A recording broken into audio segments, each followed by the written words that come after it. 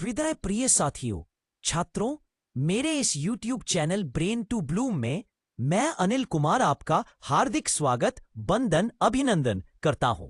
ऐसे ही मजेदार और रोचक वीडियो पाने के लिए मेरे चैनल को सब्सक्राइब और लाइक। छोटा सा पौधा असल में एक छोटी सी फैक्ट्री है ना कमाल की बात।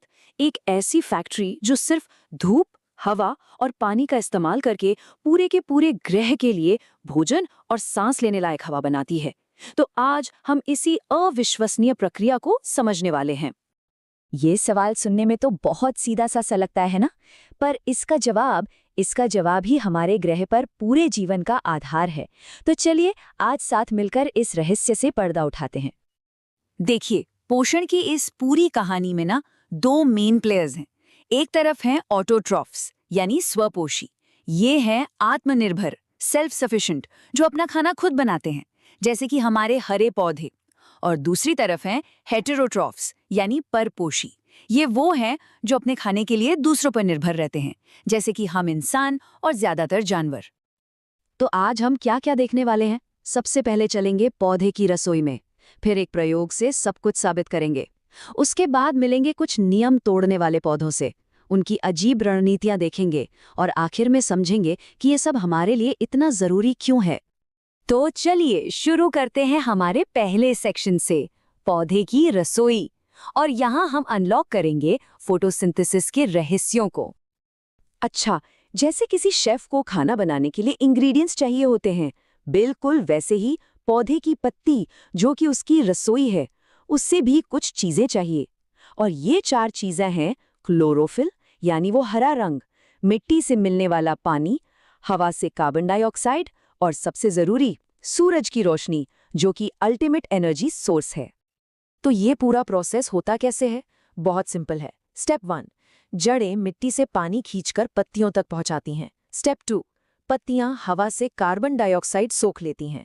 फिर स्टेप 3, पत्तियों में मौजूद क्लोरोफिल सूरज की रोशनी को कैप्चर कर लेता है, बिल्कुल एक सोलर पैनल की तरह।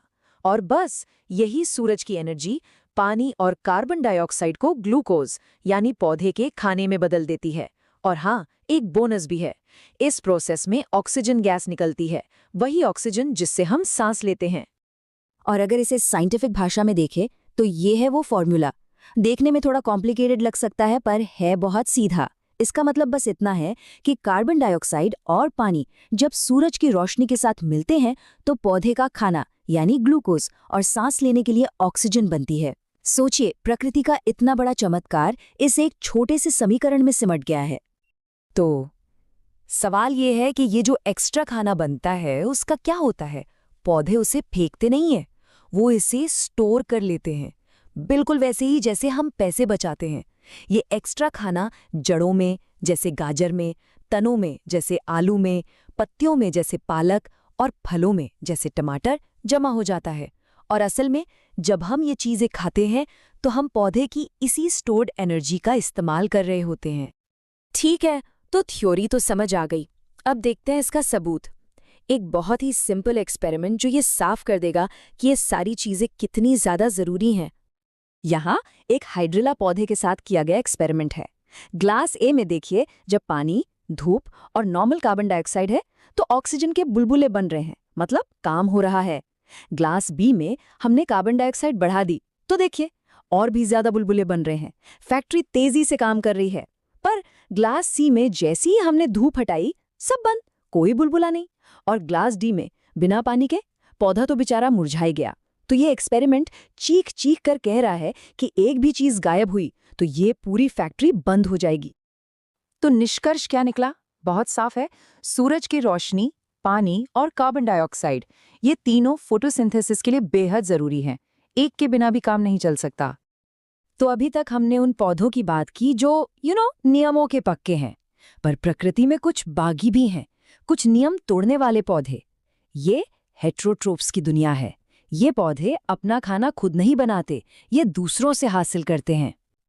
तो चलिए देखते हैं खाना पाने के इनके कुछ अजीब और कमाल के तरीके। सबसे पहले हैं सैप्रोफाइट्स यानी मृतोपजीवी। इनको हम प्रकृति के रिसाइक्लर्स भी कह सकते हैं, जैसे कि मशरूम। इनमें क्लोरोफिल नहीं होता, इसलिए ये अपना खाना नहीं बना सकते। तो ये क्या करते हैं, ये मरे हुए और सड़ते हुए ऑर्गेनिक मैटर से अपना पोषण खींचते हैं। एक तरह से ये सफाई का काम भी करते हैं। अगले हैं पैरासाइट्स यानी परजीवी, और ये हैं पौधों की दुनिया के चोर। इसका सबसे अच्छा उदाहरण है अमरबेल। ये जो पीली पीली बेल दिखती है ना, इसकी न जड़ें होती हैं न पत्तियां। ये बस दूसरे पौधे यानी अपने होस्ट पर लिपट जाती है और खास चूसकों से उसका सारा बना बनाया खाना और पानी चुरा लेती है। अब बात करते हैं टीम वर्क की। ये हैं सिम्बायोट्स यानी सहजीवी। यहाँ दो अलग अलग जीव एक दूसरे के फायदे के लिए साथ रहते हैं, जैसे कि लाइकेन। इसमें एक फंगस और एक एल्गी साथ रहते हैं। फंगस एल्गी को घर, पानी और मिनरल्स देता है, और बदले में एल्गी, जिसमें क्लोरोफिल होता है, फोटोसिंथेसिस से दोनों के लिए खाना बनाती है ना कमाल की पार्टनरशिप, दोनों का फायदा। और आखिर में मिलिए पौधों की दुनिया के शिकारियों से। ये हैं इंसेक्टिवोर्स यानी कीटभक्षी पौधे, जैसे कि ये पिचर प्लांट। ये ऐसी मिट्टी में उगते हैं जहां नाइट्रोजन की बहुत कमी होती है। तो ये अपनी नाइट्रोजन की जरूरत कैसे पूरी करते हैं? कीड़ों को फंसाकर और उन्हें पचाकर। ये प्रकृति के अडेप्टेशन का एक जबरदस्त उदाहरण है। तो हमने पौधों के खाना बनाने के कई अलग अलग तरीके देखे, कुछ सीधे, कुछ बड़े ही अनोखे। अब इन सारी बातों को जोड़ते हैं और समझते हैं कि आखिर ये सब पृथ्वी पर जीवन की नींव कैसे है, ये सब इतना जरूरी क्यों है। तो चलिए फटाफट से सब कुछ रिकैप कर लेते हैं। हमने सीखा कि हरे पौधे ऑटोट्रॉफ्स हैं, वो अपना खाना खुद बनाते हैं। इस प्रोसेस को फोटोसिंथेसिस कहते हैं, जिसके लिए धूप, पानी, कार्बन डाइऑक्साइड और क्लोरोफिल चाहिए। और इससे बनता है ग्लूकोज यानी खाना, और हमारी सांसों के लिए ऑक्सीजन। और हाँ, कुछ पौधे हेट्रोट्रॉफिक भी होते हैं जो दूसरों पर निर्भर रहते हैं। ये एक लाइन इस पूरे टॉपिक का सार है। हरे पौधे पृथ्वी पर एकमात्र उत्पादक हैं, जबकि अन्य जीव उपभोक्ता हैं। मतलब इस ग्रह पर एनर्जी बनाने वाले यानी प्रोड्यूसर्स सिर्फ और सिर्फ हरे पौधे हैं। बाकी सब, हम, जानवर, सब के सब सिर्फ कंज्यूमर्स हैं। हम अपनी एनर्जी के लिए सीधे या इनडायरेक्टली इन्हीं पौधों पर निर्भर हैं। तो आखिर में एक सवाल के साथ इसे खत्म करते हैं। कभी सोचिए, अगर पौधे नहीं होते तो हमारा क्या होता? ये सिर्फ एक साइंस का सवाल नहीं है, ये हमारे वजूद का सवाल है। इसका जवाब हमें याद दिलाता है कि जीवन की ये हरी नींव कितनी कीमती है और कितनी नाजुक भी।